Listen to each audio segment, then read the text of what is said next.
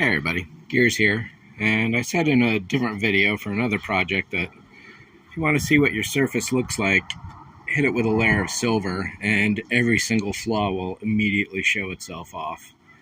And indeed, ouch. So, a few square inches here and there are not too bad. I can say that much at least.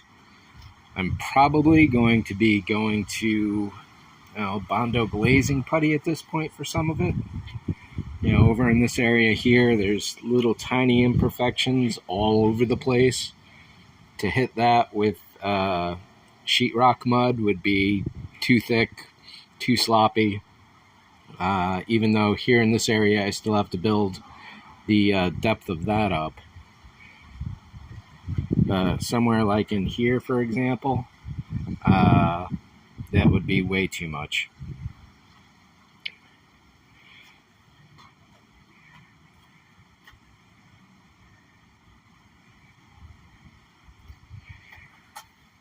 And then another problem I'm having is getting everything relatively flat, planar.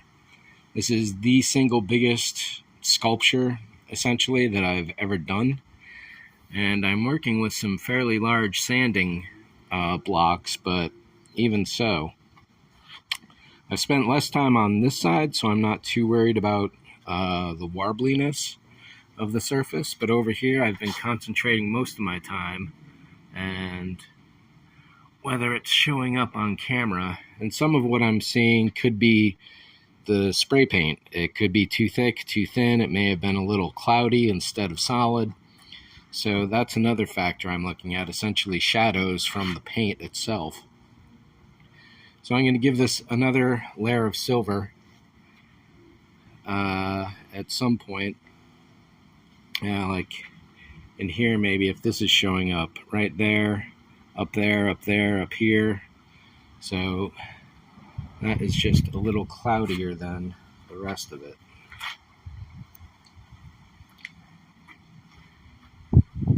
I'm wishing that I could just throw some kind of single individual surface over this, almost like vacuum forming a sheet of plastic on top of this, so I have one consistent surface to work with. Something like this patch right here is all sheetrock mud, whereas this patch, just outlining it, could be JB Weld, and there was another material I was working with at some point.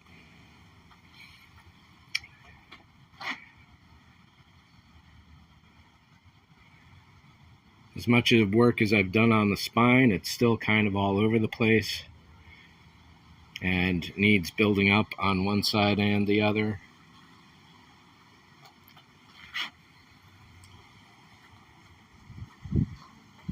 So yeah, it's moving along, but oh man, like I said in the last video, this kind of really grinds down on you after a while, that is certain.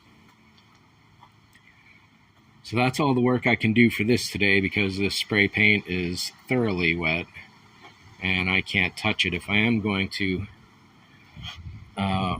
do another layer, I can do it in a couple minutes from now, or I'll have to wait at least 24 hours. Now here's an example, if that's even showing up with the brightness of this all.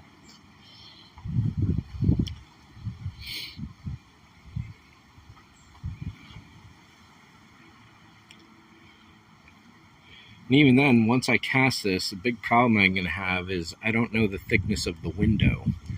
So right now, this is cast onto the top of the window. I'll be removing the window, the glass, from the back hatch, which means I have to account for that depth all along the edges.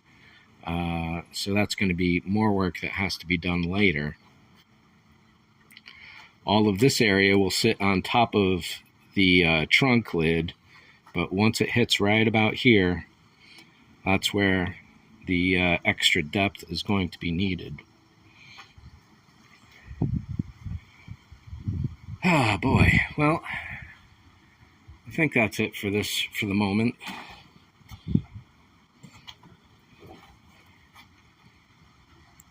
Thanks for watching.